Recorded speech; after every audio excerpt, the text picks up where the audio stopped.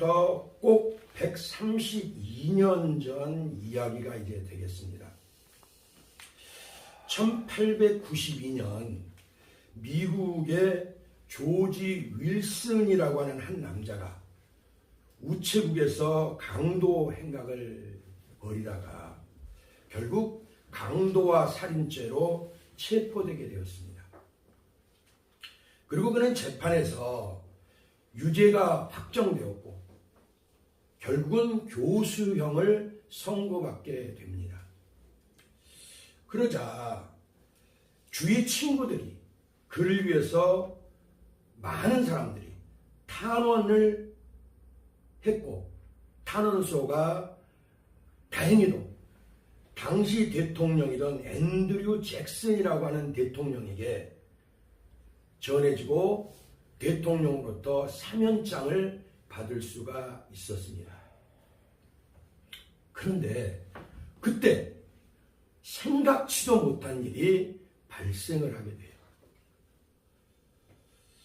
웬일인지 집사님 같으면 사면장 받았다고 그러면 얼마나 좋으시겠어요? 당연히 좋겠죠. 근데 자신이 어떻게 된 건지 이 양반은 사면됐다는 소식을 접했지만은 끝끝내 자기는 죽겠다라는 거예요.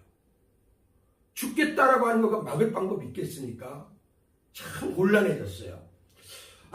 끝까지 고집을 하면서 사면장을 거절을 하는데, 그렇다고 해서 이미 법적으로 대통령이, 사면권자인 대통령이 사면을 시켜서 그것을 사면장으로 내려 보내줬는데, 그걸 마음대로 또 교수형의 담당 보안관이 처형을 할 수도 없어요. 그때만 해도 보안관, 지금도 미국은 보안관이 굉장히 어떤 상징적인 의미를 갖고 있는데, 그때는 더더군다나 보안관이 모든 것을 어느 정도 할 수 있는 그런 권한이 있었거든요.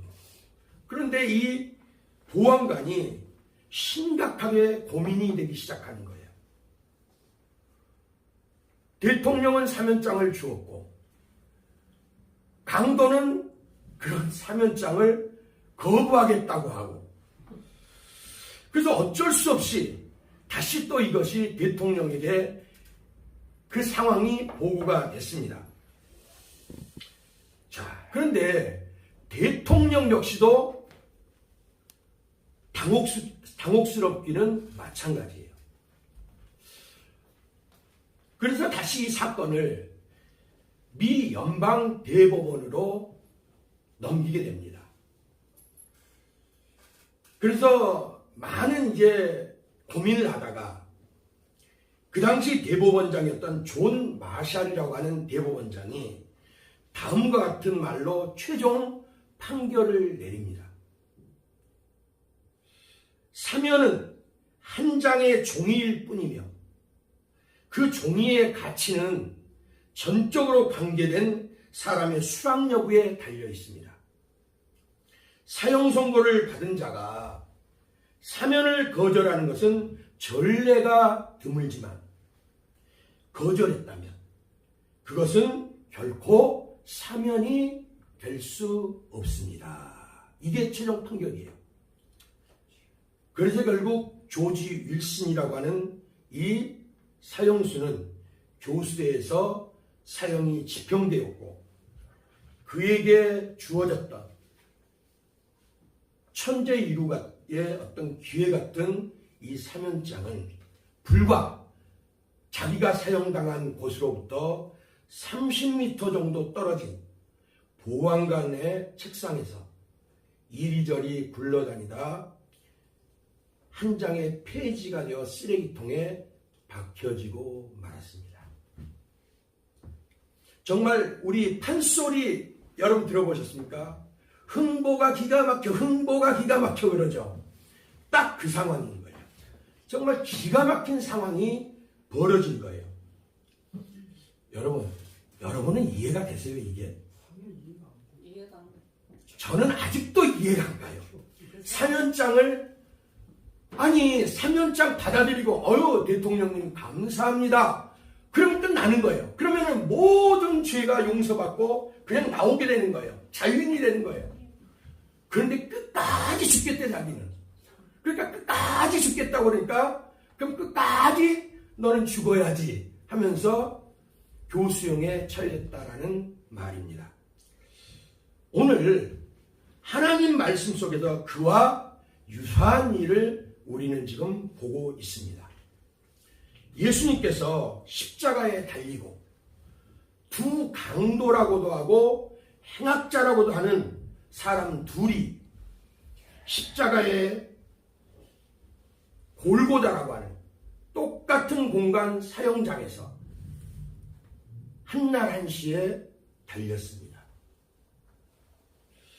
저는 만약 누군가가 이 세상에서 목사님은 가장 복된 사람과 가장 비참한 사람을 누구라고 생각하세요? 한번 꼽아보세요. 이러면 저는 이 두 강도를 주저없이 꼽고 싶습니다. 왜 그러느냐? 이유는 바로 이런 거예요. 먼저 가장 복된 강도라는 겁니다. 그는 지금까지 강도라는 죄패가 붙을 정도로 행악자로 살았고 오늘 처형당하기까지 수많은 죄를 짓고 살아온 사람이에요. 그런데 가장 극적인 상황에서 믿고 정말 우리가 이런 상황을 드라마틱하다고 얘기를 하죠. 그렇게 극적인 드라마틱하게 구원을 받았습니다. 참 부러워요. 어떤 면 정말 부럽기까지 해요. 제가 어떤 여청년한테 이 복음을 전하면서 이 강도 이야기를 해줬어요. 그러니까 그 여청년이 요즘 젊은이들 쓰는 말로 정말요 대박 그러더라고요. 정말요 그러면서 대박 그러더라고요. 요즘 애들이 한글이도 그런 대박이란 말 쓰지? 안 쓰니? 대박 그러더라고요 정말. 어쨌든 그 여청년은 정말 대박이에요. 자기도 충격적이란 말이겠죠. 어떤 분은 사실 지존파 아니면 휴학자가 예수 믿고 구원받는다고 에이 말도 안 되는 소리. 그럼 무슨 지존파 같은 사람이 구원을 받냐고. 이런 사람들도 있는데 이 여청년은 그래도 대박할 정도면은 제가 생각할 때는 좋은 뜻으로 그래도 받아들이지 않았나 싶습니다. 정말 그 여청년 말처럼 대박도 이런 대박이 없고 노또도 이런 노또가 없습니다. 구원받은 이 한강도는 대박을 쳤고 일상 누구나 사람들 노또 살 때 노또 받기를 바라보면서 한 주간의 소소한 행복을 간직하죠. 이 세상 노또와는 그런 노또와는 비교조차 할 수 없는 노또 중의 노또인 예수님께 당첨된 거예요. 그 다음에 가장 비참한 강도. 그 역시 오직 살면서 행한 것은 죄악뿐이었어요. 그래서 지금 정죄를 받고, 정죄란 말은 죄를 정해서 거기에 맞는 벌을 내린다는 의미 아니겠습니까? 정죄를 받고 처형됩니다. 그러나 옆에 다른 강도, 행악자하고는 달리 행복한 그런 구원받은 강도하고는 달리 끝까지 구주 예수님을 조롱하고 불신하다가 끝까지 죄인으로 죽어갑니다. 앞에 사례로 들었던 이 여청년 말처럼 대박인 예수님을 보면서도 쪽박을 찾고 이 세상 노또와는 비교할 수도 없는 노또 중의 노또인 예수님을 보면서도 꽝을 맞았습니다. 이것이 가장 비참하다는 것이고 죽음의 결이 다르다는 겁니다. 성경은 사복음서라고 그러죠. 마태, 마가, 누가, 요한복음 이렇게 얘기들 하죠.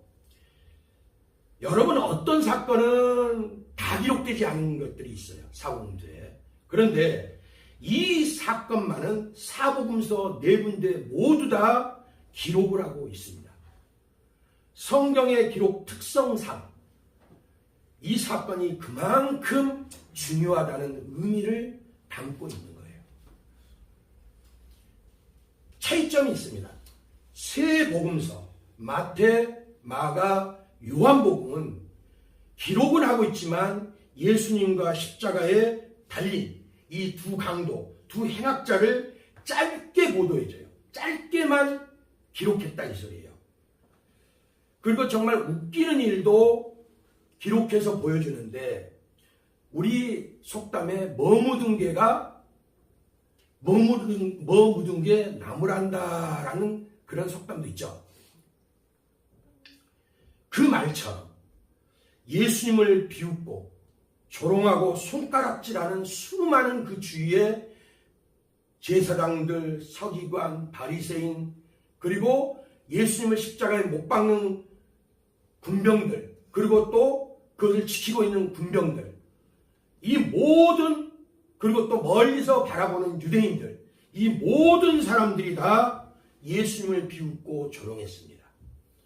그런데 그 사람들과 더불어서 이 두 강도도 똑같이 예수님을 비웃고 조롱했다라고 다른 복음서에서는 기록해서 보여줍니다. 이제 곧 죽어야 할 비참한 신세인데 그 신세조차 망각하고, 정말 여러분 이거 웃기는 정말 짬뽕 같은 일 아니에요? 안 그렇습니까? 곧 죽어야 되는데 아니 뭘 비방하고 말고 할 게 어디가 있어요. 우리가 동병상련이라는 말도 있듯이 어차피 같이 죽어간다면 에휴 너나 나나 안타깝다 이래줘야 되는데 오히려 예수님을 같이 손가락질하고 비방하고 조롱했다는 거예요. 그런데 누가복음 우리가 보고 있는 오늘 본문 말씀에서는 정말 어머나 세상에 이게 웬일인 거예요. 두 강도들이 극과 극으로 나뉘어집니다. 시작과 중간까지의 인생은 어쩌면 그들은 같았어요. 그런데 그 마지막에 가고 그 끝에 가고 길이 달라지는 겁니다. 그토록 예수님을 비방하던 두 강도 중 한 강도가 극적으로 회심했다고 성경은 증거해주고 있습니다. 그리고 그런 한 강도, 이 한 행악자가 얼마나 복된 사람인가를 말해주고 있는 겁니다. 비록 세상 법으로는 죄의 무게를 감당할 수가 없어서 사형이라는 극형을 받지만은 하나님의 은혜 안에서는 해방된 죄인, 구원받은 영혼이 얼마나 기쁘고 행복한가를, 그리고 그래서 이 강도가 얼마나 행복한 강도인가를 보여주고 있는 거예요. 죄에 매여 죽을 인생 편히 쉬기 바라니. 음치인 자만 부르면은 그렇잖아요. 같이 이럴 때는 맞장구를 쳐줘야지. 주의 가슴 넓은 품에 내가 찾아 안기네. 이 땅 위에 평안 없고 기쁜 일을 몰라도 주 예수의 참사랑을 내가 이제 알았네. 알았네. 예, 알았네가 된 거예요. 바로 이런 마음, 이런 것이 아니었을까 싶어요.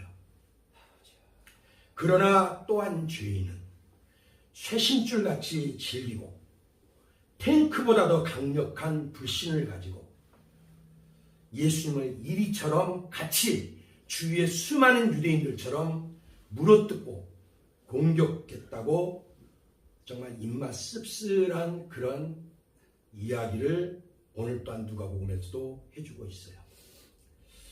보면 그렇습니다. 비방하여 이르되 내가 그리스도가 아니냐? 내가 그리스도가 아니냐?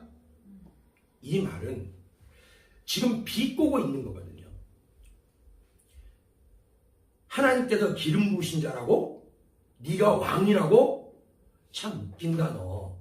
이런 의미인 겁니다. 내가 정말 하나님이 기름 부으신 참 왕이라면 그렇게 무력하게 죽음을 기다리면서 십자가에게 정말 대롱대롱 매달려 갖고 그렇게 있지만 말고 너도 구원하고 불쌍한 우리도 좀 구원해 줘봐. 왕이란 걸 좀 증명해 줘봐. 이런 의미로 조롱하고 있는 거예요. 지금. 자, 여기서 그리스도라고 표현을 했어요. 내가 그리스도가 아니냐. 이 그리스도란 말은 기름 부음 받은 자라는 뜻의 의미를 갖고 있습니다. 그리고 이스라엘 말 히브리어로는 메시아라는 의미도 갖고 있어요. 같은 의미예요. 그러니까 기름 부음을 받았다라는 거예요. 그러니까 이 말은 무슨 소리냐면은 네가 정말 기름 부음을 받은 자냐? 왕들은 이스라엘 왕들은 반드시 대관식을 할 때 기름을 부어줬거든요. 머리에다가. 그러니까 네가 기름 부음을 받은 메시아라면 그리스도라면 이 말은 네가 정말 기름 부음 받은 왕이라면 네가 정말 유대인의 왕으로 하나님이 세우셨다면 이 말인 거예요. 그러면 우리를 좀 구원해봐. 그럼 너도 좀 구원해봐. 왜 십자가에 그렇게 대롱대롱 매달려 있기만 하냐? 이런 소리예요. 그리고 이 말은 한 발자국 더 나가면은 단순히 예수님을 인신공격하는 것만으로 끝나는 말이 아니에요. 신앙적이고 종교적인 의미를 담고 지금 예수님을 공격하고 모욕하고 짓밟고 있는 겁니다. 그렇잖아요. 왕을 세울 때 기름을 부을 때 그 누구의 명령으로 부어졌습니까? 하나님의 명령으로 부어졌던 거예요. 그 말은 너는 하나님이 보내신 자 아니야. 너는 무슨 하나님이 네가 무슨 세우신 자라고 이런 말인 거예요. 참으로 불신앙적인 의미를 담고 지금 예수님을 향해서 물어뜯고 있는 거예요. 지금. 앞에서 제가 설교 시작을 사면장을 주었던 미국 앤드류 잭슨 대통령을 사례로 들어서 시작을 했습니다. 그런데 예수님은 이 앤드류 잭슨 대통령과는 비교조차 불가능한 하나님의 사면장이에요.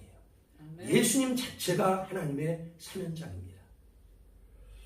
그러면 여기서 하나 질문 한번 드려보겠습니다. 말 나온 김에 자, 살인자 조지 윌슨이 자신의 죄 때문에 사형을 당한 것입니까? 아니면 고집스럽게 대통령의 사면장을 끝까지 거절한 것이 자기가 죽어야 될 이유입니까? 끝까지 거절했기 때문에. 고집 때문에. 예, 바로 그렇습니다. 이 사형수가 대통령의 사면장을 받으면 모든 자기가 지었던 살인죄까지 다 끝나요.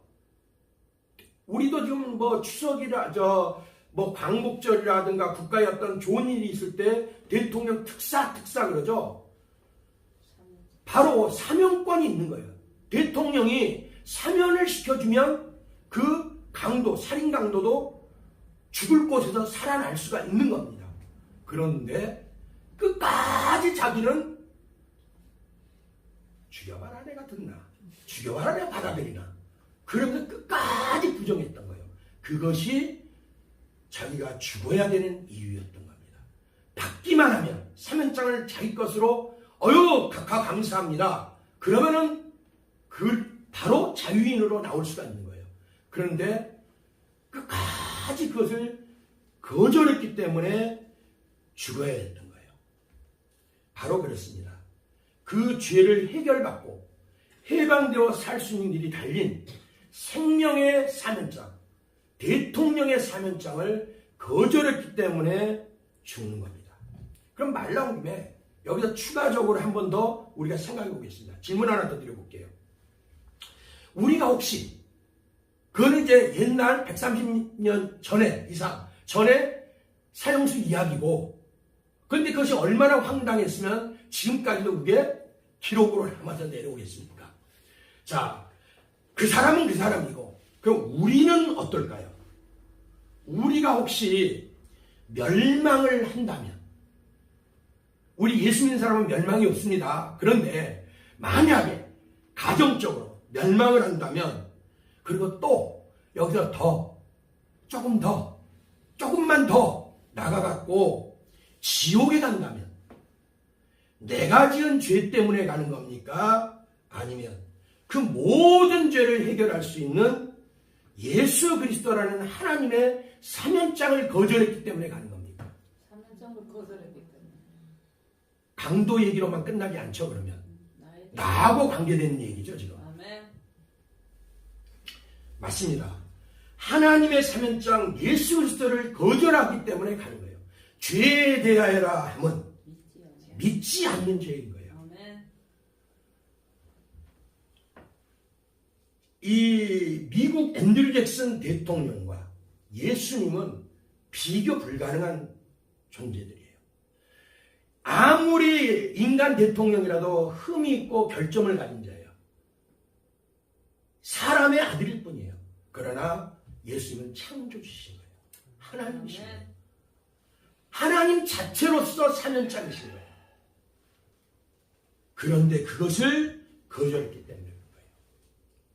오늘 본문 39장 1절부터 2절에 그 운명의 갈림길이 정말 가슴 아프게 대조되고 있습니다. 자, 1절에 보면 달린 행악자 중 하나는 비방하여 이르되, 그리고 2절에서는 하나는 그 사람을 꾸짖어 이르되 내가 동일한 정죄를 받고서도 하나님을 두려워하지 아니하느냐. 한 사람은 끝까지 윌슨처럼 예수님을 지금 부인합니다. 또 한 사람은 정말 애절한 고백과 함께 자아 성찰을 해요. 그리고 그 전까지는 정말 내가 먼저 하면서 죄악의 길을 달리면서 마치 왕나는 스포츠카처럼, 레이싱하는 스포츠카처럼, 그리고 우리가 길 가다 보면 무당 하면서 이 오토바이 폭주족들 있죠? 폭주족들 막 속도 내면서 달리죠? 이런 삶을, 죄악의 길을 달리면서 이렇게 폭주족처럼 레이싱하는 스포츠카 몰고 다니는 그런 사람들처럼 그렇게 죄악을 빠르게 달려가면서 죄악 속에서 즐기고 살았지만은 이제는 예수님, 그러나 이제는 예수님 하면서 그 길을 찾는 한 강도를 대조시켜서 보여주고 있는 겁니다. 야고보서 4장 12절에 보면 입법자와 재판관은 오직 한 분이시니 능히 구원하시기도 하시며 멸하기도 하시느니라. 하나님이라는 거예요. 예수님이 지금 하나님이시고 하나님의 보내신 또한 사면장이 예수님입니다. 바로 이 하나님, 우리 주님 앞에서 이 한 죄인은 자기 죄를 인정하고 정말 가슴 절절히 뜨거운 회개를 좀 하고 있는 겁니다. 그럼 다른 강도는 보여주고 있는 것처럼 끝까지 좀 부인하죠. 그랬을 때 회개하는 이 강도가 나만 한 일이라고 얘기하지 않습니다. 나만 한 일이라고 얘기하지 않아요. 우리가 행한 일이라고 얘기해요. 우리가 행한 일. 그럼 이 말은 뭡니까? 너 그렇게 예수님 부인해? 너도 나와 같은 죄인 아니냐? 너 용 빼는 재주 있니? 너 죄인이잖아. 너도 나 같은. 이 소리를 하고 있는 거예요. 그럼 내가 지금 회개하고 주님 나를 기억해고 용서해주고 받아달라고 하는 것처럼 너도 그래야 될 사람 아니냐? 너도 그런 죄인 아니냐? 이 얘기를 좀 하고 있는 거예요.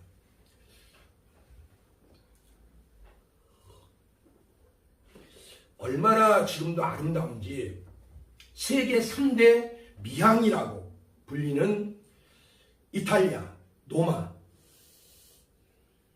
거기서도 규모가 세 번째로 큰 나폴리라고 하는 항구 도시가 있습니다. 지금도 아주 명소죠. 명관광지고. 그런데 옛날 이 나폴리를 다스리는 현명한 오스나라고 하는 총독이 살고 있었습니다. 오스나 총독이 어느 날 죄인들이 가득히 실린 배를 순시하고 있었어요. 우리 옛날 로마 시대를 배경으로 한 드라마나 영화 보면 어떻던가요?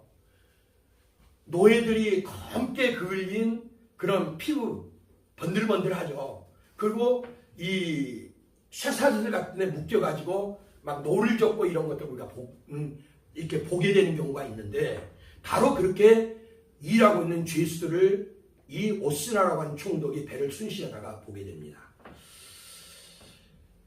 자, 한 사람 한 사람을 보면서 이 오스나 총독이 이렇게 천천히 살피면서 지나가던 중에 어떤 한 죄수를 향해서 부드러운 목소리로 물어봅니다. 그래, 너는 무슨 죄를 지었길래 이곳까지 오게 됐느냐? 솔직히 한번 말해보거라. 이렇게 오스나 총독이 물어봤습니다. 그러니까 죄수가 혹시라도 오스나의 동정을 얻게 되면 이곳에서 풀려날 수도 있지 않을까 하는 이런 마음에서 정말 세상에서 가장 슬픈 얼굴을 하면서 이 총독한테 말을 합니다. 총독님, 사실 저는 너무나 억울합니다. 아무 잘못도 없는데 어떤 못된 자가 나를 모함해가지고 여기까지 오게 됐습니다. 이렇게 죄수가 얘기를 해요. 그러면서 죄수는 수염을 이렇게 만져가면서 흘끔흘끔 눈알을 굴리면서 자, 오스나 총독이 어떻게 말을 하는지 보자. 저 입에서 무슨 말이 나오는지 보자 하면서 눈알만 이리저리 굴리고 있었어요. 그런데 그런 죄수의 기대와는 달리 오스나는 한 번 더 무표정하게 쓱 쳐다보고는 다른 죄수 옆으로 다가가는 거예요.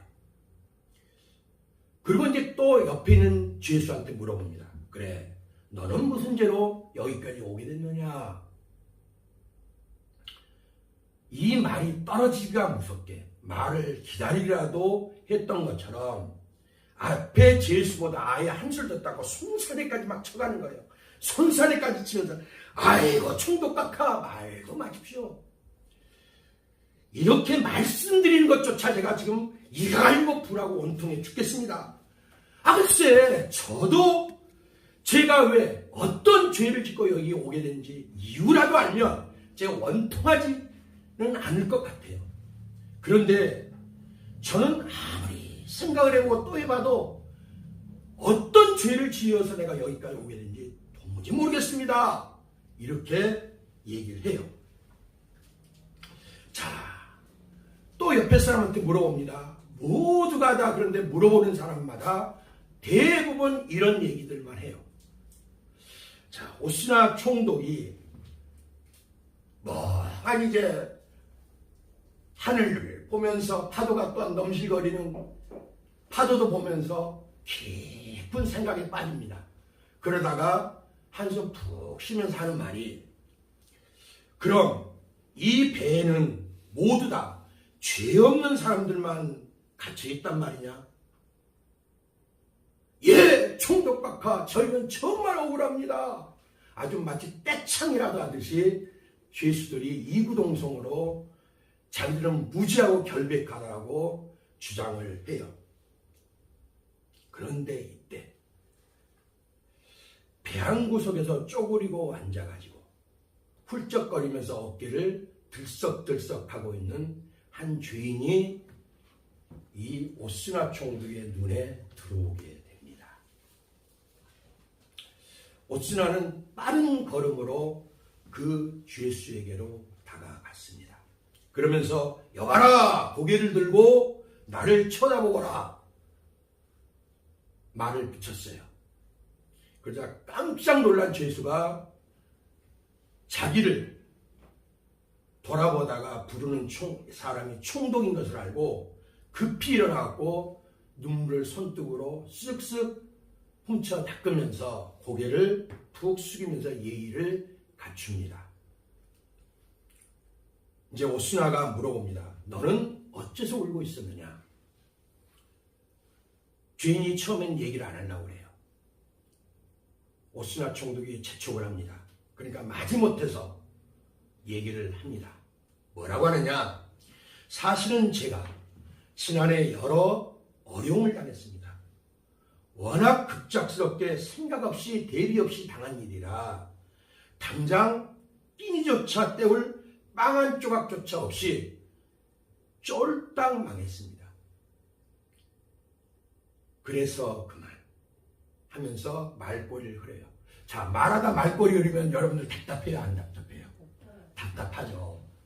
그러니까 그만이라니 하면서 바짝 더 다가서면서 오스나 총독이 재촉을 합니다.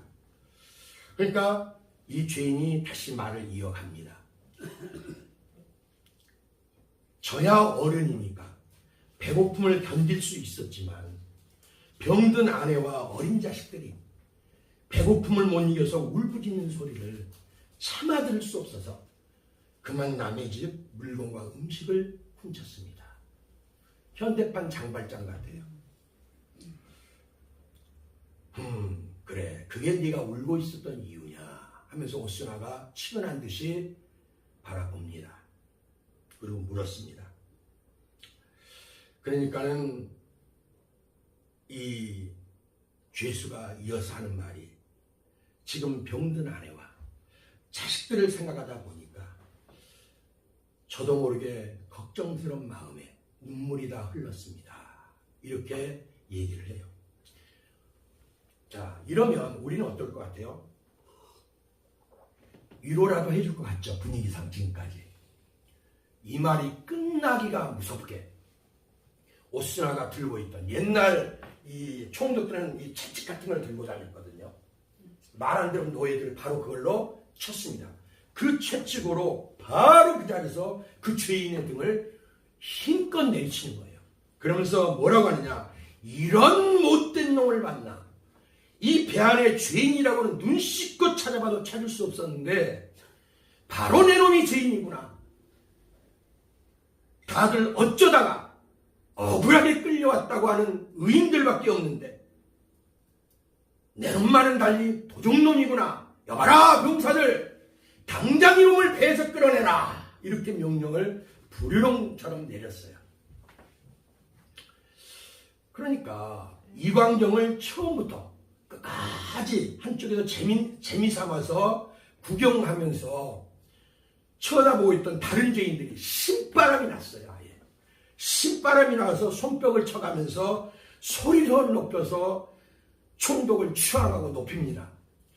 역시 총독님이십니다. 명판관이십니다. 저 도둑놈 저 죄인을 채찍으로만 다스리지 마시고 더욱 똑히 다스려 주십시오. 아직 정신 못 차린 못된 놈입니다. 아주 이구동성으로들 그렇게 얘기를 해요. 여러분, 무엇이 그렇게 통쾌할까요? 참 웃기는 짬뽕이란 말을 또 안 쓸 수가 없어요. 옆에서 동료가 그러면은 불쌍한 마음을 가져야지. 뭐 우리가 뭐라고 그러죠? 나무라는 시어머님보다 거기까지 하겠습니다. 다른 죄인이 이렇게 혹독하게 더 다스려달라고 주문을 하고 또 죄인이 같은 죄수가 채찍을 얻어맞았는데 그것을 통쾌하고 좋아하니 이거 정말 참 말이 안 되는 그런 사람들이죠. 자, 병사들에 의해서 끌려서 배에서 강제로 이 죄인이 끌려져 내려왔습니다. 그런데 배에서 내려온 사람은 이 죄인뿐만이 아니었습니다. 조용히 그림자처럼 그 뒤를 따라서 내려온 사람이 있었어요. 바로 총독 오스나였습니다. 알아본 죄인이 깜짝 놀라죠. 놀랄 수밖에 없지 않겠습니까? 이거 뭐 또 더 무슨 이런 마음부터 들었겠죠. 그래서 식은땀까지 흘려가면서 두려움에 몸을 부르르 떨었습니다. 그때 그런 그를 오스나가 다정스럽게 다가와서 자신의 두 손으로 부드럽게 이렇게 우리가 포옹하듯이 껴안아 줬어요. 자, 너는 석방이다. 이제 너는 자유인이다. 예? 제가 석방이라고요? 제가 자유인이라고요? 그렇다. 너를 여기 자칭 의인이라고 떠들어대지만 사실은 누구보다 무거운 죄인들인 죄인들이 탄 배에 너를 같이 둘 수가 나는 없구나. 너는 비록 죄를 지었지만 사명권을 가진 내 앞에서 도적질한 도둑이라고 솔직히 시인하고 고백하며 뉘우쳤다. 너는 내가 볼 때 마음이 깨끗한 자이다. 그리고 너의 그 범행 동기를 들어보니 이해가 가는 측면도 있더구나.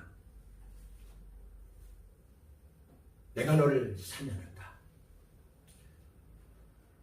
자, 가거라. 내 아내와 자식들이 있는 고향으로 돌아가서 행복하고 잘 살아라. 즐겁게 잘 살아라. 이러면서 선물로 금화가 가득 담긴 주머니까지 주는 것입니다. 그리고 친히 무릎을 굽으려 가지고 이 죄수의 발목에 묶여있던 쇠사슬을 풀어주면서 앞으로의 삶을 격려해 주었습니다. 여러분, 들으시기에 오늘 본문하고 조금 이렇게 조명되어지는 것 같지 않습니까? 같이 겹쳐지는 것 같지 않습니까? 자, 사명권을 가진 오스나 총독과 뉘우치고 시인하는 죄인, 전혀 뉘우칠 줄 모르고 자신들을 변호하기에 급급한 또 다른 배 안의 다른 죄인들,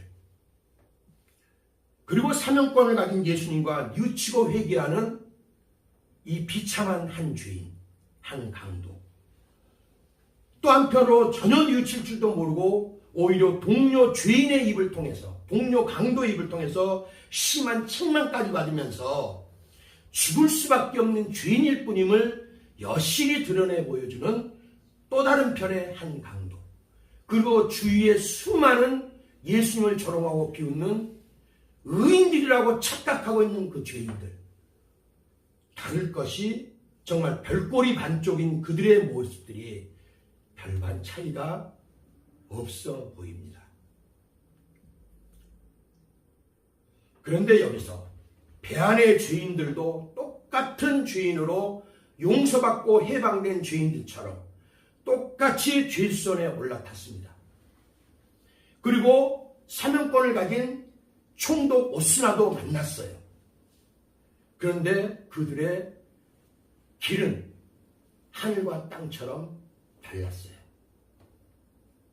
그처럼 오늘 이 십자가상의 두 죄인, 두 사람도 그 인생길이 예수님을 기점으로 나눠줍니다. 오스나 총독을 가운데 두고 죄인들의 모습과, 배 안에 남아있는 죄인들의 모습과 용서받고 또한 해방받은 죄인의 모습, 그 중간에 예수님이 있고 용서받고 해방받고 구원받은 죄인과 그러지 못한 또 다른 죄인,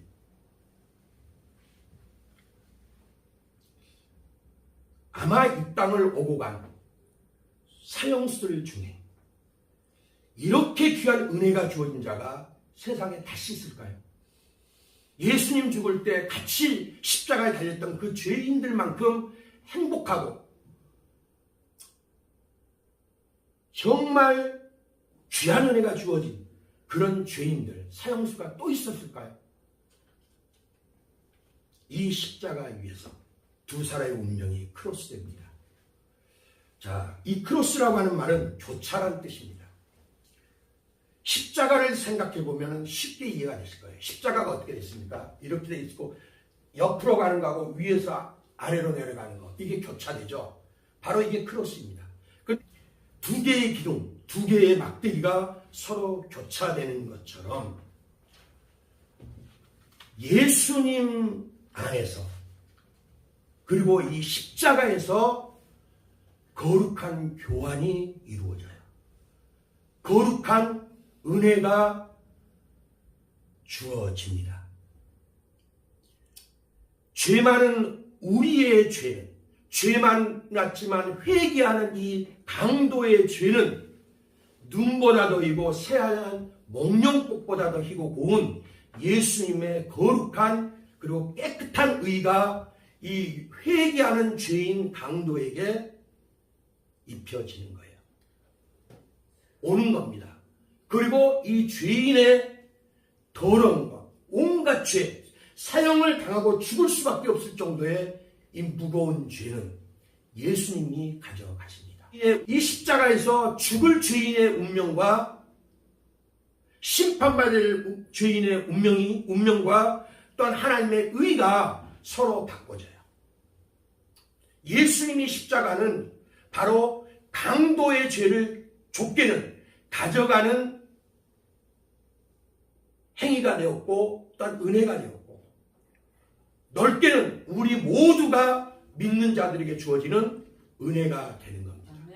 우리 힘으로 어찌할 수 없는 죄가 십자가에서 교환되는 거예요. 은혜는 믿는 자에게 값없이 선물을 주시는 하나님의 거룩한 손입니다. 인류에게, 여러분에게, 또 나에게 주신 최고의 기적이고 선물이 있다면 그 선물은 예수 그리스도예요. 오늘 한 강도에게 값없이 그 은혜가 임했습니다. 그럼 여기서 어떻게 이런 심경의 변화가 일어났느냐 이 소리예요. 또 어째서 한 사람은 이런 심경의 변화가 반대로 일어나지 않았느냐 이 소리예요. 똑같이 죽을 인명이에요. 죽을 상황에서는 지푸라기라도 잡을 수밖에 없는 그런 상황인데 왜 어떤 사람은 정말 회개하고 예수님을 믿고 구원받는가 하면 어떤 사람은 끝까지 거절하느냐 이 소리예요. 그래서 은혜라고 밖에는 할 수가 없는 거예요. 그래서 은혜라는 겁니다. 로마서 9장에 보면 에서와 야곱을 들어가지고 하나님은 분명하게 말씀해 주세요. 그럼 모세와 바로 왕을 들어서 분명하게 대조시키면서 은혜가 어떤 것인지를 보여주면서 이것이 은혜다라고 말씀을 해 주시는 겁니다. 그래서 로마서 9장 16절과 18절에 보면 그런즉 원하는 자로 말미암음도 아니요 다른 박질한 자로 말미암음도 아니요 오직 긍휼히 여기시는 하나님으로 말미암음이니라. 그런즉 하나님께서 하고자 하신 자를 긍휼히 여기시고 하고자 하시는 자를 완악하게 하시느니라. 이렇게 하나님의 은혜가 무엇이다라는 걸 갖다가 설명을 해주면서 역시 9장 20절과 21절 그 뒷절에 뭐라고 얘기를 하느냐. 그리고 마침표를 찍느냐 하면 이 사람아 내가 누구이기에 감히 하나님께 반문하느냐. 지음을 받은 물건이 지은 자에게 어찌 나를 이같이 만들었느냐 말하겠느냐. 토기장이가 진흙 한 덩이로 하나는 귀하게 쓸 그릇을 하나는 천이 쓸 그릇을 만들 권한이 없느냐. 자, 토기장이가 진흙 한 덩어리 가지고 어떤 것은 고리청자도 만들 수가 있고 어떤 것은 오줌 옛날 우리 요강이라고 그랬나요? 요강 같은 것을 만들 수 있는 거예요. 다 흙 가지고 만드는 거예요. 그 얘기인 겁니다. 쉽게 얘기를 하면. 이 그릇은 우리니. 그 9장 14절에 이 앞에까지 쭉 하나님 은혜를 설명하고 한 다음에 이 그릇은 우리다. 하나님은 토기장이다. 이렇게 얘기를 하는 거예요. 영적 토기장이신 하나님이 우리 사람 원료가 뭐예요? 흙이잖아요. 사람을 하나님이 그릇으로 사용을 하시는데 이 그릇을 여러분도 시장에 가면은 여러분 마음의 주부들 어떠세요? 아, 집에 박공기가 이빨이 나갔던데 박공기 사야지. 그래서 이제 이마트를 갔습니다. 그래서 쭉 보는데 점원이 사모님 이것 가지고 가세요. 저것 가지고 가세요. 하는데 내 눈에 안 들어와. 근데도 자꾸 그것을 고집하면 뭐라고 그러세요? 내가 안 살게요 이러잖아요. 그러면서 결국 내 마음에 드는 그릇을 택해서 사오잖아요. 하나님이 그렇다는 거예요. 세상이라고 하는 시장에서 그릇된 우리들을 하나님이 사오시는 겁니다. 무슨 값 주고? 예수님의 피값 주고. 그 얘기를 하는 겁니다. 이 그릇은 우리니. 그리고 에베소서에 그러면은 아까 누가 하나님 앞에 반문하느냐 그랬죠. 어떻게 하나님 앞에 네가 따지고 드느냐 이 말이거든요. 성경은 이렇게 얘기를 합니다. 모든 일을 그의 뜻의 결정대로 일하신 이의 계획을 따라 우리가 예정을 입어 그 안에서 기업이 되었으니 자기 마음대로 하시는 하나님의 뜻을 따라 하나님의 선택에 따라 되어졌다라고 얘기를 합니다. 우리는 어차피 아담 이후로는 모두가 다 버려진 존재고 지옥 갈 수밖에 없고 멸망받을 존재들이에요. 근데 그 중에서 하나님이 마치 품꾼을 부르는 부자 주인처럼 자기 마음에 드는 사람들을 부르셨다 이 말이에요. 그것이 누구의 뜻이다? 내 뜻이다 하나님 뜻이다. 하나님 뜻이에요. 오늘 두 강도도 그렇게밖에는 설명이 안 돼요. 마태 16장 17절에 보면은 16장 16절부터 17절에 보면 베드로의 유명한 고백이 나와요. 너희는 나를 누구라 하느냐? 주는 살아계신 뭐라고요? 하나님의 주는 그리스도시요 하나님의 아들이시니다가 정확한 고백이죠. 그렇게 고백을 해요. 그러니까 예수님 뭐라고 합니까? 바요나 시몬아 내가 보겠도다. 이를 내게 알게 하니는 혈육이 아니요 하늘에 계신 내 아버지시다. 하나님이 그 마음을 주셨고 깨닫게 하시고 알게 해주셨기 때문에 믿고 고백한다는 거예요.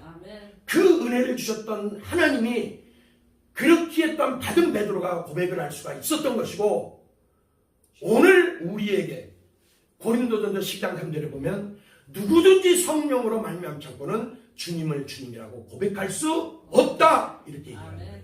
이래서 은혜라는 거예요. 처음에는 이 강도 저 강도 모두 둘 다 예수님을 비난하고 조롱하고 욕했습니다. 그런데 죽을 때라 마음이 변심했을까요? 한 강도의 마음이 갑자기 밀가루처럼 부들부들해졌어요. 밀가루 반죽처럼 되었습니다. 여러분, 십자가에 달릴 때 예수님과 함께한 시간이 과연 얼마나 됐겠습니까?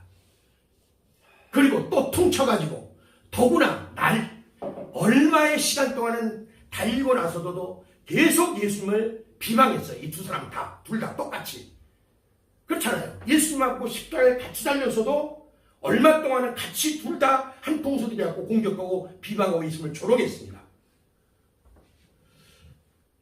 그런데 갑자기 어느 한순간 이 완악했던 죄인들 중에 하나가 회개하는 놀라운 사건이 지금 벌어진 거예요. 이 시간이 얼마나 되었는지 성경은 분명하게 얘기를 해주지는 않지만 예수님이 십자가에 달릴 때 몇 시간 안 되시죠? 다 해도. 얼마 안 된 시간에도 또 예수님을 부인하고 비방하고 조롱했던 그 시간을 빼놓고 보면 구원받은 시간, 구원받을 수 있는 기회가 주어진 시간, 그 주어진 시간 속에서 구원받은 그 시간은 불과 얼마 안 된다는 거예요. 여러분 같으면 전혀 신뢰가 안 가는 사람한테 10,000원짜리 한 장이라도 맡길 수 있습니까? 의탁할 수 있겠습니까? 안 맡기죠? 그럼 권사님 저한테 10,000원 정도는 맡기실 수 있겠습니까? 아이, 감사합니다. 예. 오늘 이 예수님을 믿고 고백하는 이 한 강도를 보십시오. 본문 41절과 42절을 보면 이제까지의 인생과는 전혀 어울리지 않는 그런 고백을 합니다. 뭐라고 합니까? 우리가 행한 일에 상당한 보응을 받는 것이니 이에 당연하거니와 이 사람이 행한 것은 옳지 않은 것이 없느니라 하고 이르되 예수여 당신의 나라에 임하실 때 나를 기억하소서. 전적 의탁을 하고 있는 거예요. 신뢰하는 겁니다. 그리고 우리는 우리가 행한 대로 그 죄값을 당연히 받는 것 아니냐는 거예요. 인정하죠. 그전까지는 같이 그냥 예수님을 욕하던 자가 이런 인정을 하는 겁니다. 고백을 하는 겁니다. 그리고 옆에 같이 싸잡아서 욕을 하던 동료 이 강도에게 같은 편 먹고 같이 예수님을 욕하던 그 동료 강도에게 너 나쁜 놈 아니냐. 우리는 마땅히 죽을 정도의 죄를 짓고 죽는 건데 그럼 너는 뭐 나와 다를 바 있냐? 너도 똑같은 죄인 아니냐? 너도 죽어 마땅한 죄인 아니냐? 이렇게 얘기를 하면서 반대로 욕하던 예수님은 높여드리고 옹호하고 같이 입을 맞추고 욕하던 동료를 향해서는 오히려 이제는 완전히 돌아가고 회개라 이렇게 얘기하고 있는 거예요. 자기처럼. 자, 왜 우리가 사극 드라마 같은 거 보면 죄인들을 향해서 그런 얘기하죠. 내 죄는 내가 알렸다 이런 거 하죠. 마치 한 죄인 강도가 다른 회개치 않는 이 강도를 향해서 얘기한 것과 같아요. 마치 그런 사극 드라마에 나온 것처럼 내 죄를 내가 알렸다. 나는 내 죄를 알고 이름 고백하는데 너도 똑같은 놈 아니냐. 너도 내 죄 알고 있지 않냐. 고백해 빨리. 얘기를 하고 있는 거예요. 그러면서 하는 말이 이 사람 즉 예수님이 행한 것은 옳지 않은 것이 없더라. 죄가 없더라. 이렇게 얘기를 해요. 자, 실턴 좋던 예수님은 스타셨습니다. 그 당시에. 그리고 오늘날 트로트 가수 임영웅 팬이 많죠. 우리 어머님도 대단한 팬이시더라고요.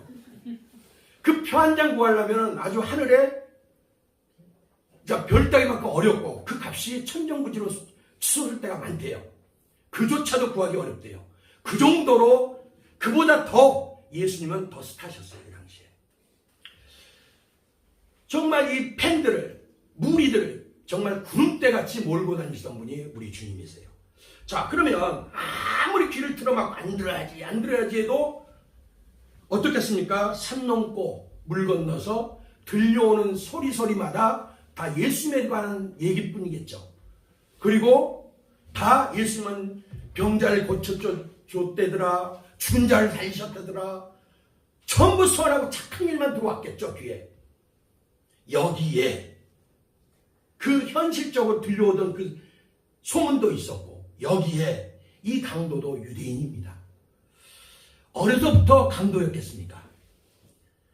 우리 속담처럼 바늘도둑이 소도둑 된 격인 거예요. 처음엔 작게 시작했다가 나중엔 자기도 감당하지 못할 정도의 살인자까지 되었던 겁니다. 이스라엘 아이들은요, 어려서부터 율법을 배우고 자랍니다. 어려서부터. 우리 구약에 보면 누누이 나오죠. 어려서부터 가르치라고. 그렇게 유대인들은 지금도 그렇게 가르쳐요. 그러다가 13살 되면 성인식을 치릅니다. 그리고 그 성인식을 치르고 나서는 비로소 한 인격으로 대우를 해줘요. 어른으로서, 성인으로. 그런데 이때까지는 율법을 달달달달달달 외우다시피 이들은 열심히 공부를 해요. 그럼 이 강도도 유대인이라면 당연히 유대인 또한 남자라면 율법을 공부했겠습니까? 안 했겠습니까? 당연히 했죠. 우리나라로 치면 옛날에 하늘 천 따지 거무련 누르랑 이랬죠. 이런 것처럼 이 유대인들도 율법을 그렇게 공부를 했다는 거예요. 당연히 율법을 공부하면 율법 속에는 메시아, 예수 그리스도에 대한 예언들이 있어요, 없어요? 있습니다. 메시아가 온다는 건 대부분의 유대인들은 알고 있었던 사실들이에요. 그런데 어떤 메시아냐가 중요한 것들이에요. 그래서 자기가 쭉 보니까 들어봤고 또 그 말씀을 죽어가는 마당에 생각해 볼 수도 있지 않겠습니까? 얼마든지 추측이 가능한 얘기죠. 그러면 그때 예수님에 대해서 하는 마음이 들었을까요? 안 들었을까요? 그리고 앞에 얘기한 하나님의 은혜가 무엇이다라는 걸 설명을 드렸을 때 이 죄인도 이 강도도 하나님의 은혜가 임했다라고 우리는 충분히 볼 수가 있는 겁니다. 왜? 선택되지 못하고 택함받지 못하고 구원받지 못한 자는 천국 못 가니까. 그렇잖아요. 네. 영생을 주시기로 작정된 자는 다 믿더라라고 하는 네. 것이 나오잖아요. 자, 그러면 이 와중에 메시아 그리스도에 대한 이 예언도 알고 있었을 것이고 얼마든지 이 강도는 이 마지막 순간에 자기를 의탁할 수 있는 예수 그리스도에 대한 확신을 하나님의 은혜 가운데 했을 수 있다는 거예요. 당연히 또한 했다는 거예요.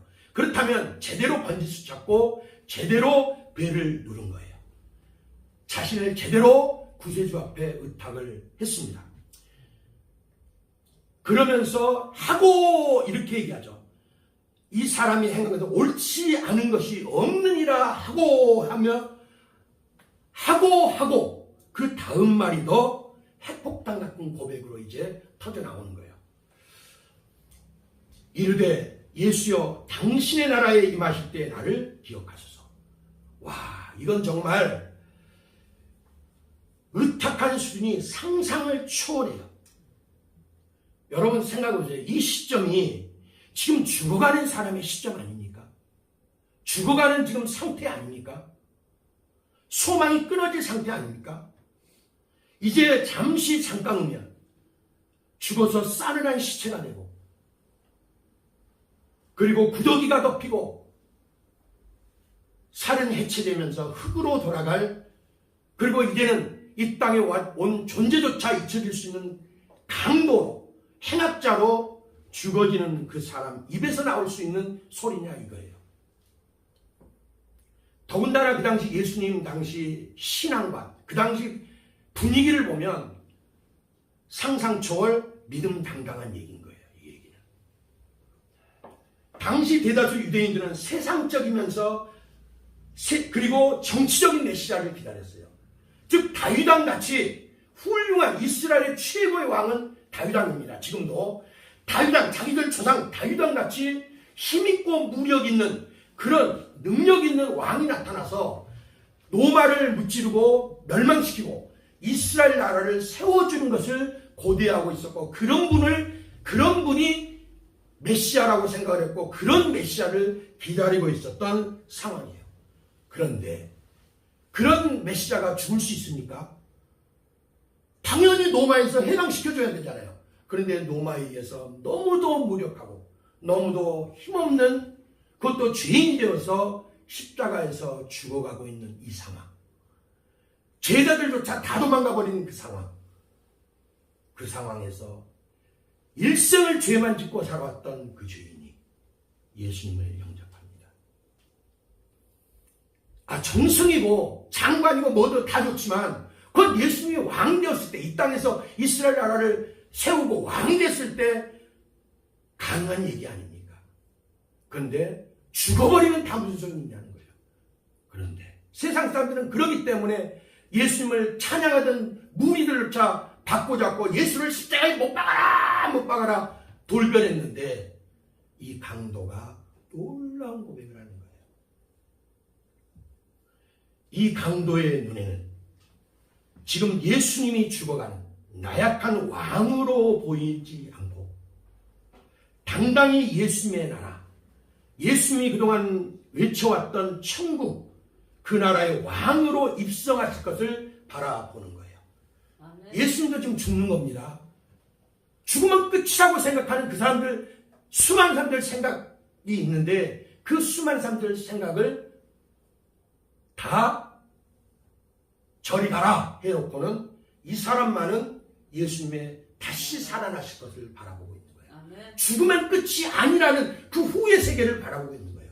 그리고 그분이 자기가 말한 대로 왕으로 입성하실 것을 바라보고 있는 겁니다. 그때의 나를 기억해달라는 거예요. 그러면 그 얘기 뭐예요? 나도 살 것을 믿습니다. 아멘. 심지어 옆에 동료조차 죽어가면서 비방하는 그 예수님을 보면서 하는 말입니다.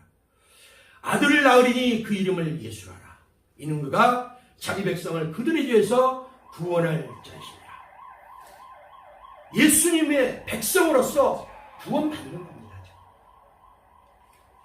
요한복음 17장 3절에 보면 뭐라고 얘기를 하냐? 영생은 곧, 영생의 조건이 있어요. 영생 곧 유일하신 참 하나님과 그의 보내신 자 예수 그리스도를 아는 것입니다. 안다는 것은 믿는다라는 의미예요.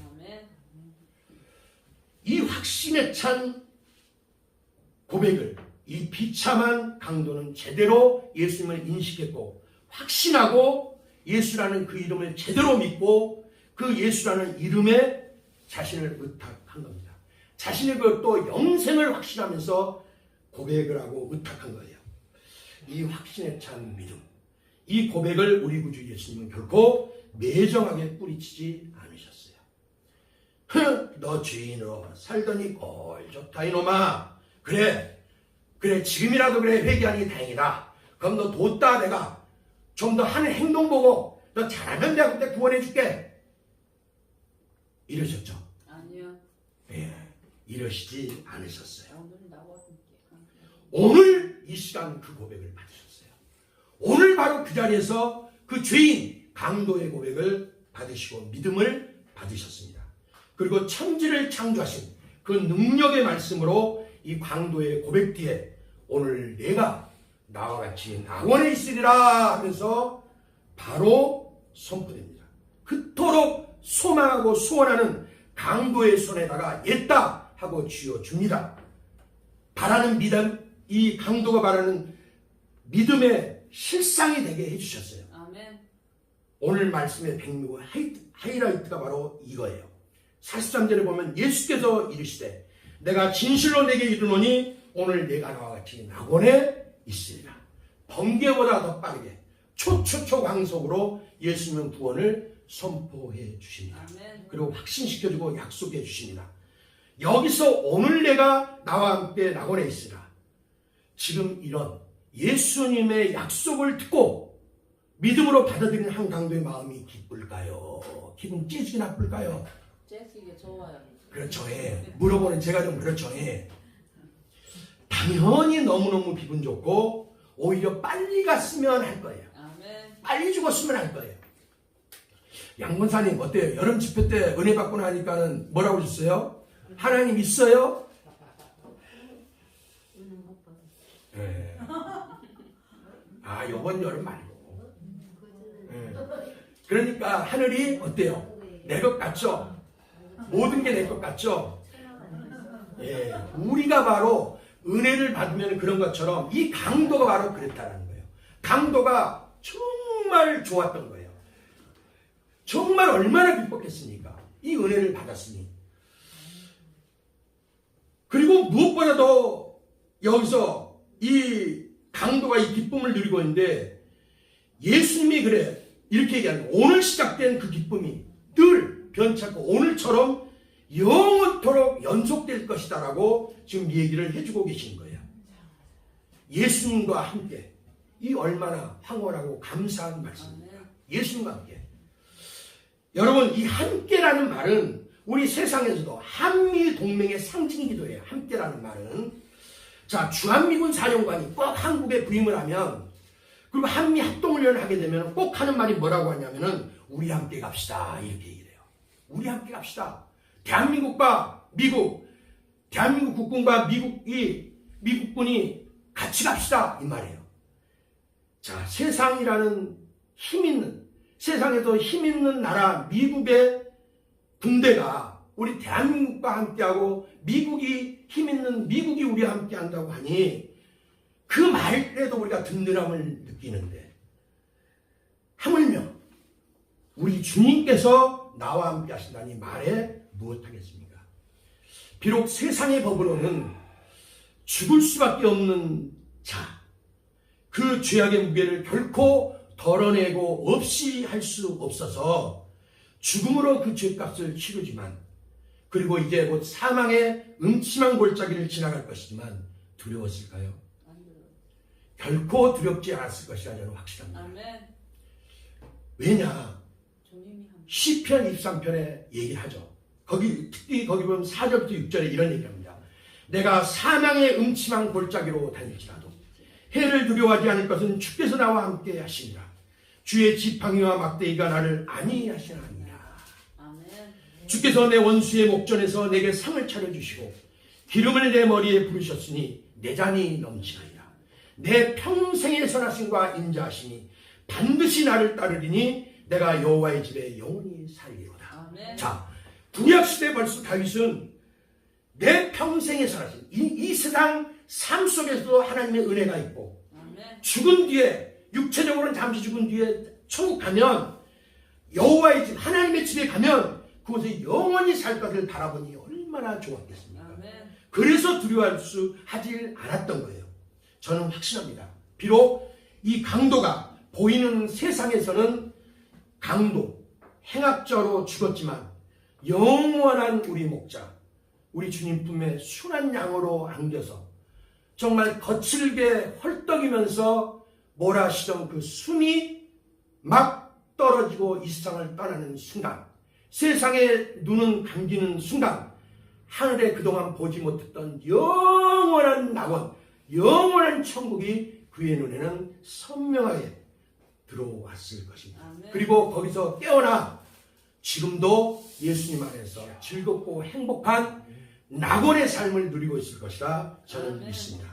이 낙원이라는 말은 이 페르시아어에서 나온 건데, 왕과 귀족이 서로 유의를 나누면서 친교하고 교제하는 울타리가 쳐져 있는 정원, 공원 같은 것이다 라고 얘기해요.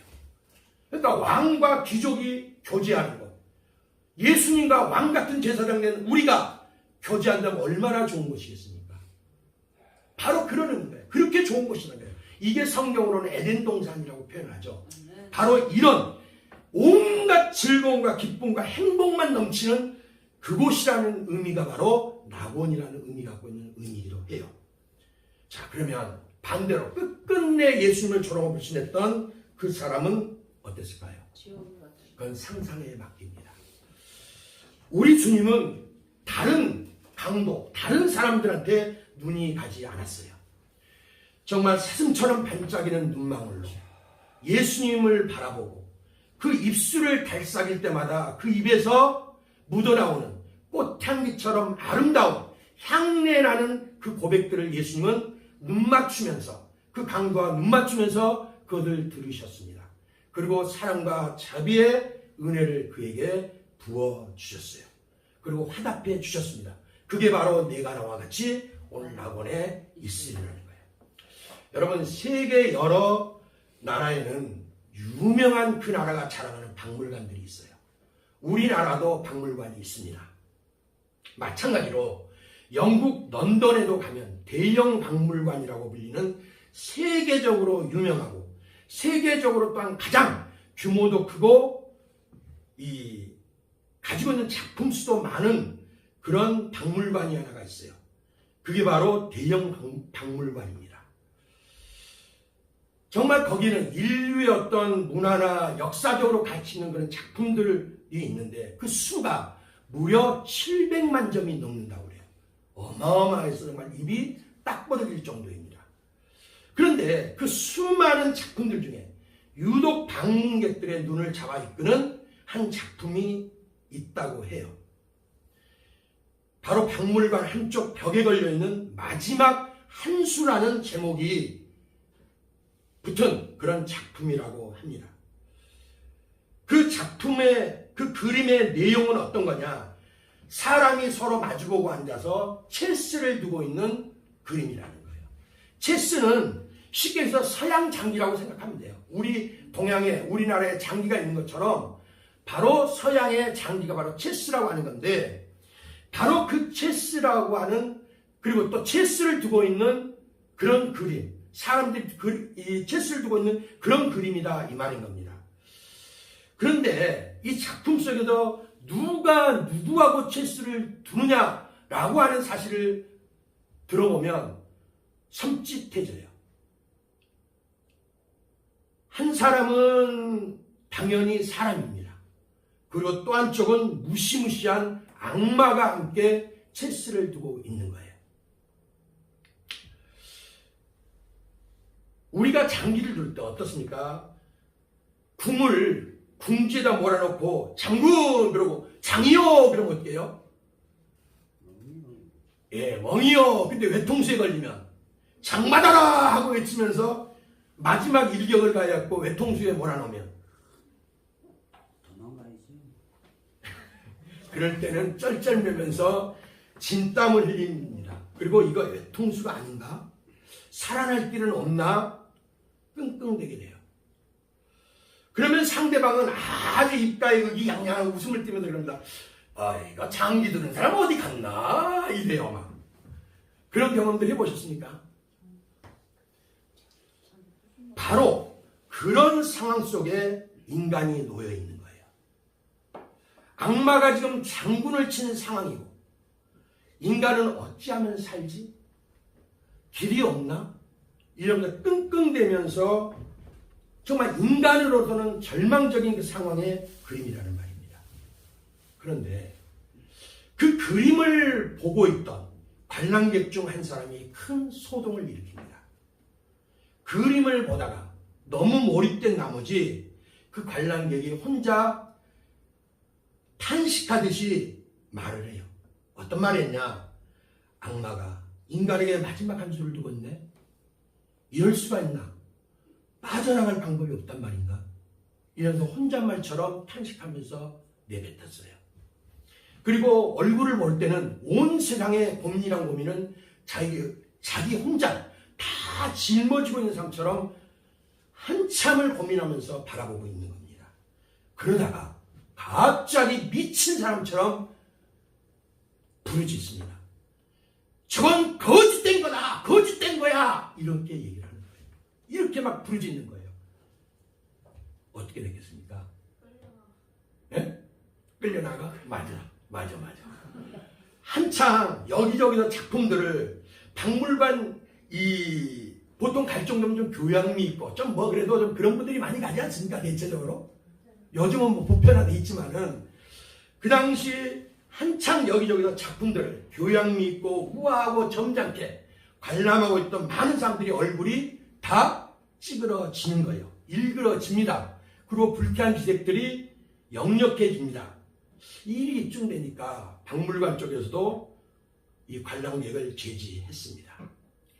그리고 그 관람객은 다시는 소란을 피우지 않겠다라는 그런 약속을 하고 소동이 가라앉은 후에야 다시 그 그림 앞으로 돌아와서 감상을 할 수가 있었어요.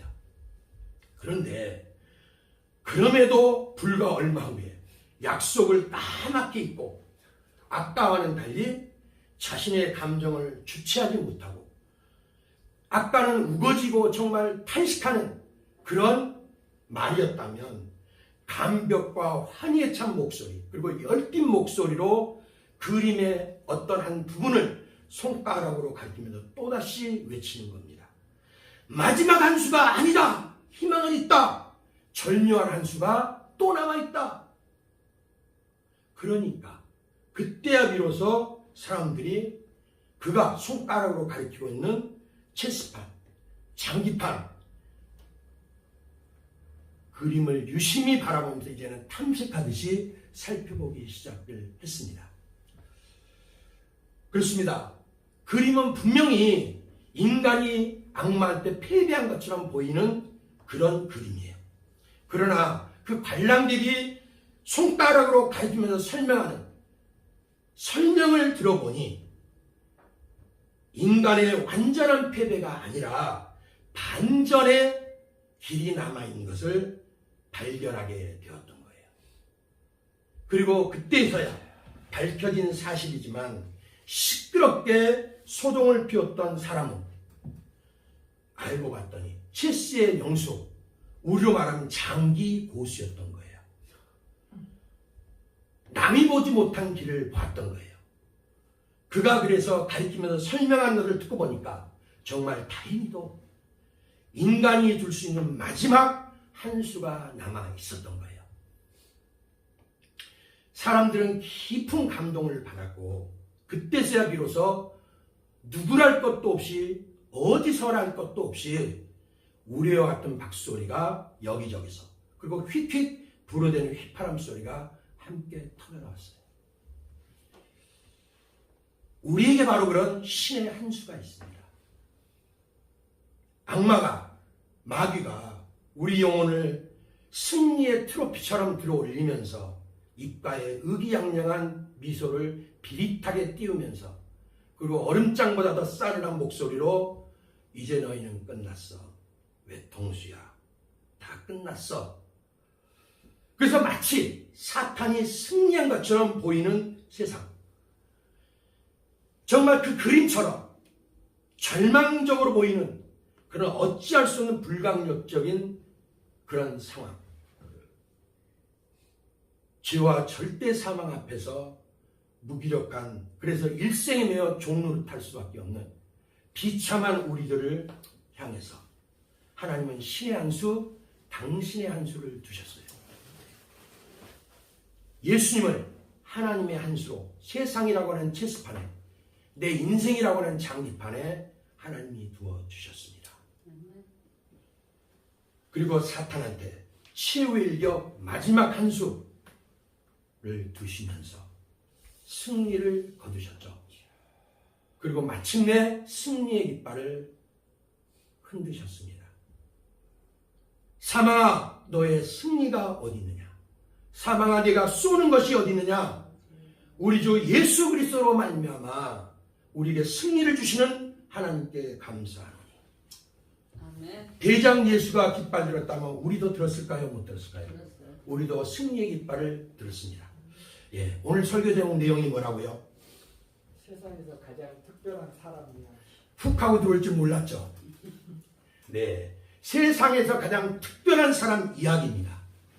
여러분, 그럼 왜 제가 설교 제목을 이렇게 붙였는지 이해가 이제는 좀 가십니까? 아멘. 그렇습니다. 바로 이 비참했던 죄인이 죄라는 것에 걸려서 이 한 강도가, 이 흉악한 죄인이 끔찍한 영혼의 사냥꾼 사탄에게 마지막 포획이 되기 직전 믿고 회개하는 이 죄인에게 값없이 넘치도록 부어주시는 그 하나님의 은혜가 이 죄인의 손에 다 쥐어지지 않을 정도로 차고 넘치도록 쥐어주셨어요. 마치 떨어지는 새끼 독수리를 어미 독수리가 쏜살같이 낚아채서 그 등에 업고 살려내듯이 사탄의 올무에서 그 죄 많은 행악자 강도, 그의 마지막 순간 우리 예수님이 어미 독수리처럼 십자가에서 낚아채서 살려주셨습니다. 이것이 세상에서 가장 특별한 사람들의 이야기입니다. 아멘. 바로 저와 여러분들의 이야기입니다. 아멘. 절망스러운 상황이 있습니까? 지금 마주하고 있는 상황이 도저히 내 힘으로는 어찌할 수 없는 정말 죽고 싶을 정도의 상황이 있으십니까? 또 악마와 장기를 두고 있는, 체스를 두고 있는 절망적인 인간의 모습처럼 그런 절망적인 그림 속에 주인공이 되어 절망하고 그런 분이 계실 수 있겠지요. 정말 그러면 그럴까요? 그러면 한번 스스로 한번 물어보시기 바라겠습니다. 견주어 보시기 바라겠습니다. 내가 이 강도보다 더 절망적인 상황일까? 내가 이 강도보다 더 비참한 상황일까? 그러면 스스로 답이 나올 겁니다. 결코 우리 주님은 우리를 그대로 내버려 두지 않으십니다. 아멘. 우리 주님은 오늘 이 강도처럼, 구원받은 강도처럼 당신에게 눈을 맞추는 사람, 우리 주님의 그 거룩한 이름 예수여를 외치면서 부르면서 기꺼이 의탁하는 그 영혼을 결코 멸시하거나 얼굴을 돌리시지 않습니다. 천지는 없어질지언정 내 말은 없어지지 아니하라고 하신 예수님이 이 말씀을 통해 아멘. 지금도 여전히 증거로 해주고 계십니다. 혹시 정말 여러분 중 누군가 비록 이 강도 같은 죄의 모습을 갖고 있을지라도 말입니다. 오늘 말씀의 핵심은 죄 많은 강도, 흉악자 이야기가 아닙니다. 물론 절망이 먼저 보여요. 인간의 마지막, 죽음의 현장처럼 보이기 때문에 그래요. 그러나 한 페이지를 더 넘겨보면은 인간의 마지막 그 지점이, 인간의 마지막 바로 거기서 하나님의 은혜가 역사하는 것을, 그리고 지금도 여전히 내 옆에서 하나님이 열심히 일하시고 계시는 것을 다시 확인할 수가 있습니다. 아멘. 믿는 자의 삶, 그리스도인의 삶의 현장은 그러나의 현장이에요. 언제나 그러나의 현장이 그리스도인의 현장입니다. 보십시오. 이 흉악자, 강도의 절망적인 상황이 오히려 영죽을 그를 살리는 역전의 현장이 되게 됐어요. 축복의 현장이 되게 됐습니다. 그렇습니다. 우리 주님은 언제나 뒤집기의 명수이세요. 역전의 명수입니다. 주님 앞에서 역전되는 인생, 아멘. 뒤집어지는 인생, 아멘. 대박나는 인생이 바로 저와 여러분의 이야기이고 세상에서 가장 특별한 사람들의 이야기인 것입니다. 아멘. 기도하겠습니다.